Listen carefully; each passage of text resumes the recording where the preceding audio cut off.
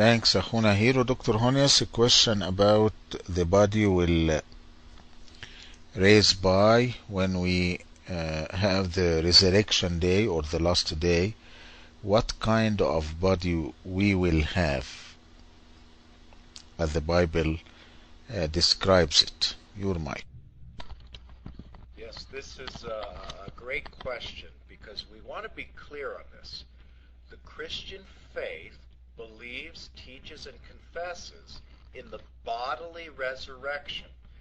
The body that we have now is important to God. This body is part of His creation, which He loves. The problem that we have found ourselves in is that we live in a fallen creation. This body is corrupted. In this body, we still have sin that clings to us. And so when we die, our soul and body are separated from each other. And so common practice in Christian tradition is then to take the body of the deceased believer and to bury it into the ground, and then to bury it in the ground with other bodies of deceased believers, so that at the day of the bodily resurrection, that body will be reunited with the soul to live forever. And that body, which is reunited with the soul, is a body that no longer will be infected with sin. There will no longer be any sinning at all, for we will be unable to sin. And so you see this whole distinction that's being made between the beginning of creation when Adam and Eve are in the garden, and they are created with the body and with the soul, and they were able to fall into sin. And they did. Then we now live in this life in this body, and we're in a state where we are in a situation where we cannot help but sin. Sin is what we do naturally because we live in this fallen state. But in the resurrection of the body, the beauty in this is that we will then be reunited, soul and body. Creation will be restored in a new heaven and a new earth, and this body will no longer be able to sin.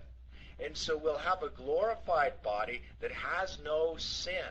In this glorified body, there will be no physical infirmities. And so this is the beauty when you see Jesus bringing the reign of God on earth amongst His people in this fallen creation. The King of the universe comes and He restores His creation. So you see in all of these miracles of Jesus, in which He heals the blind, He gives the deaf their hearing again, He restores the sight, He restores speech to those who are mute who cannot speak, He gives the lame and the paralyzed who cannot walk the ability to walk again. He's restoring creation. He's bringing the kingdom. As He preaches, the kingdom is at hand. So in all the miracles of Jesus, who's taking away leprosy, raising the dead, He's doing things that are restoring the body to its natural state.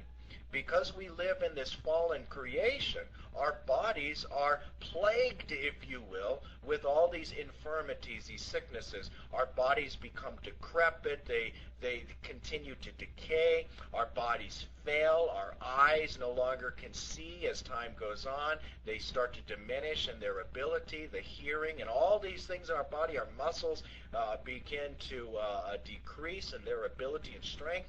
But when Jesus comes and He heals the blind, the sick, the lame, the deaf, the mute, and when He's doing this, He's showing that He is the King of creation. He's restoring creation, and it points us to the resurrection of the body. So that in all our prayers, when we pray for fellow believers who are sick and who are ill and who are on their deathbed, and we pray that the Lord would take these infirmities away from them, all of these prayers will be answered eventually in the bodily resurrection.